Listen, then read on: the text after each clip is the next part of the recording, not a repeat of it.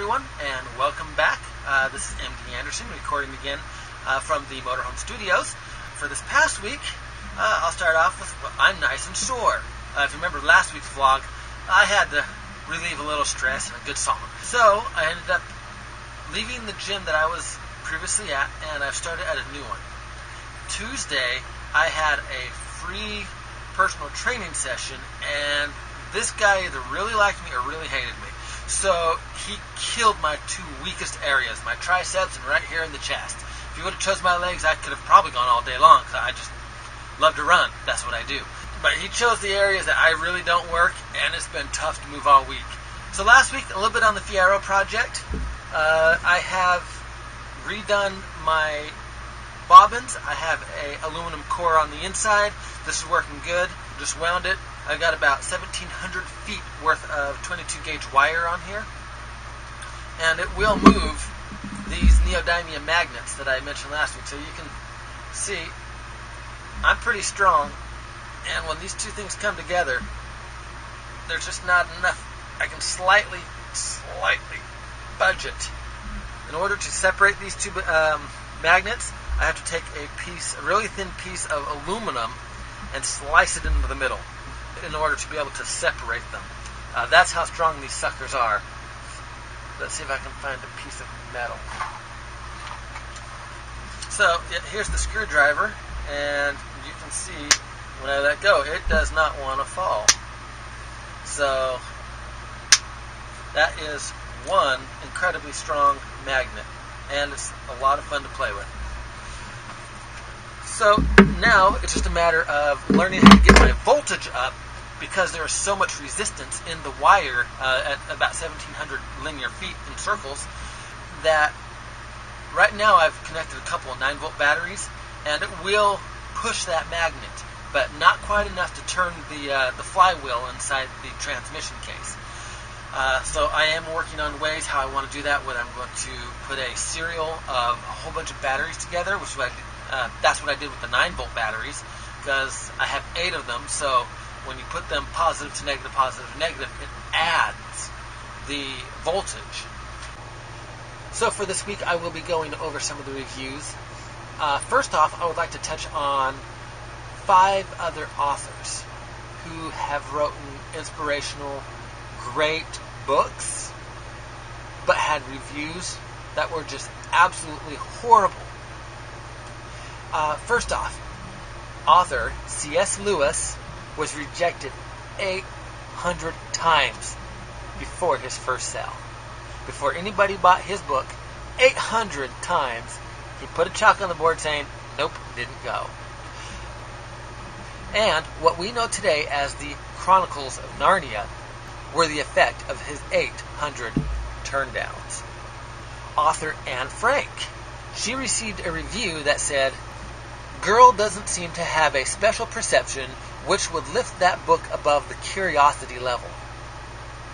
That can't feel good. I mean, when Anne Frank wrote her book, she wasn't very old. Of course she had plenty to learn, but boom, nailed with that criticism that came out. And of course, as we know, she wrote The Diary of a Young Girl, which is about her and her own life, which has become one of the greatest inspirational novels of all time. So, kudos to you, Anne Frank. The next author, Rudyard Kipling. And he was told in a review from a newspaper article, you just don't know how to use the English language. While English was not Rudyard's original language, that is true, but he ended up being an English professor, if I remember correctly. I may be wrong. But through his work came out one of the best Disney stories ever, because I love Baloo and The Jungle Book. The next author with great rejection was Sylvia Plath. Her review said, certainly isn't enough talent to notice. Man, that's degrading. They killed her. Not enough talent, but yet she became a Pulitzer Prize winner, and she had won more awards before her death than anybody else at that time. I don't know if the record still holds, but the fact is, she did. And the last author, H.G. Wells. One reviewer says, an endless nightmare. I don't know how as a reviewer you can say that, because you have to end the book to be able to say that, and by that point it has ended. So a lot of these reviews that we get, of course you're not going to please everybody.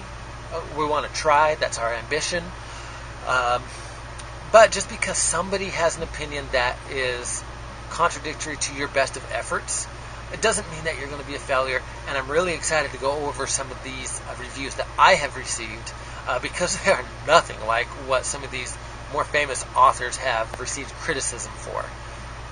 First off, I would like to thank everybody for taking the time to read the book. That really does mean a lot to me, that you would sit down and work with it.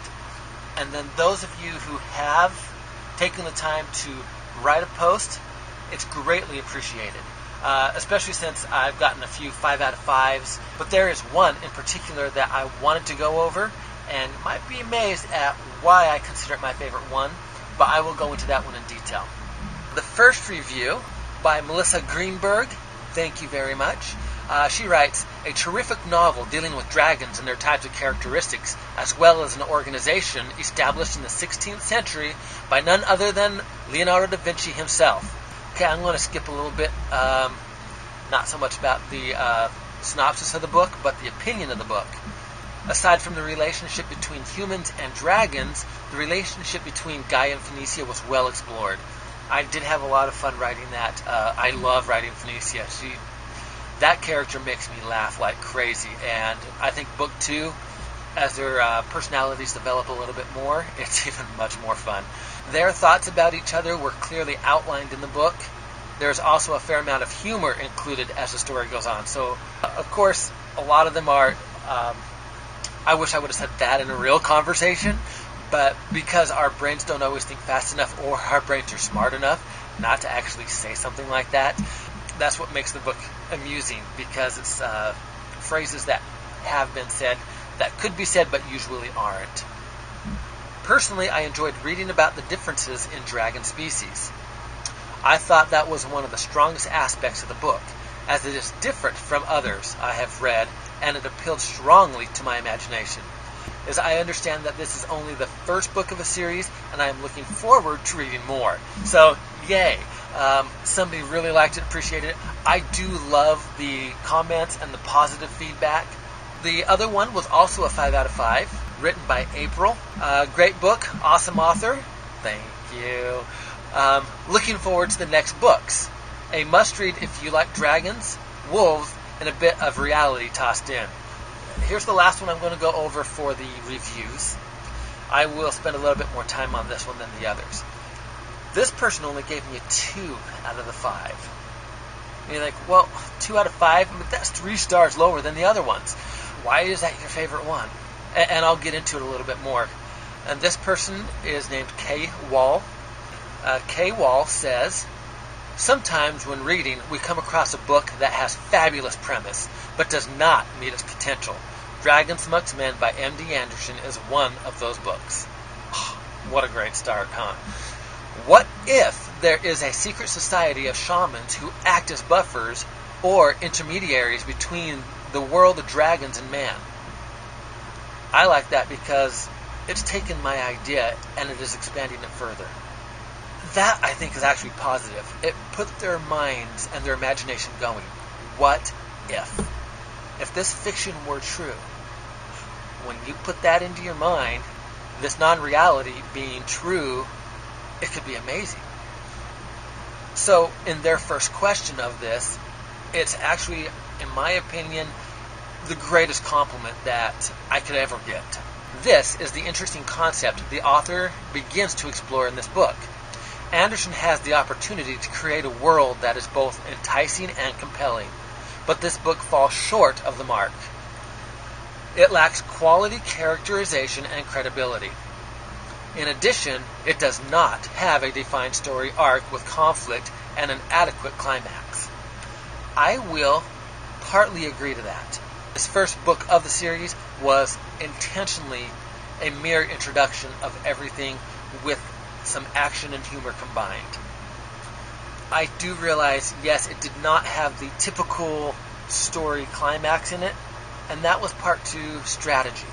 I know that can get annoying for some of us avid readers, that would annoy us because we want closure. We want conclusion to it all. But this is nothing more than a springboard for another 6 books of the novel series. Plus, I have several other sub-books that will be included in this, which I don't know if anybody's ever really done that. Maybe they have, but that's what I'm doing.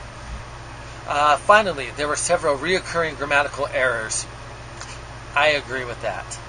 I have proofread it many, many times. I'm constantly making changes to it, updating it. This is where I love today's modern technology, and Amazon in particular, is I can fix it. As I teach gymnasts every single week, if you can fix it, you should, especially if it is a priority. So I have constantly gone through, and if I find an error, I will make the changes. I don't update it as often as I could, because every time you update a new edition, it takes 2 to 3 days for Amazon to do it. So I try to get as many errors fixed as I can with each new upload of changes. So thank you for acknowledging I do have grammatical errors. Sometimes I've gone fix errors and I realize, oops, I made another error in fixing an error, and that's so annoying. I wish I could fix it and keep everything else in line, but sometimes I make a mistake in the process of making a correction. So I can only presume that even when I'm done with all my perfections, there's still something to fix. This, I think, is the best part of the review. So why did I stick with this book I found with so many issues? Because, as I said at the beginning, the premise is intriguing, and I would like to see it explored. And there were moments when the author disappeared and stopped telling me what happened and allowed me to witness the events. These moments were magical. This, I believe, earns my greatest thank you. It really does. Couple reasons. It's honest. And as I teach my gymnasts, I'm telling you your mistakes so that you have an opportunity to fix them. I liked how this reviewer is giving the benefit of the doubt for this to improve. And I think as people, that's what we are looking for all the time. We know we will not gain perfection, but if we can gain progression and create efficiency, something that helps us become more valuable, then that is the greatest acceptance anybody can give us, is that possibility for improvement. And again, thank you very much for the opportunity, and I hope I can bring that to you. And after thinking about this review, studying it, yes, nobody likes to be told where they made their mistakes, but where will we fix them if we don't? And my goal has been to entertain, help, and please other people with this series. That review gave me plenty to think on. I hope everybody else out there can learn from finding their mistakes. I hope you enjoyed this week's vlog, and again, to everybody, I hope you have another great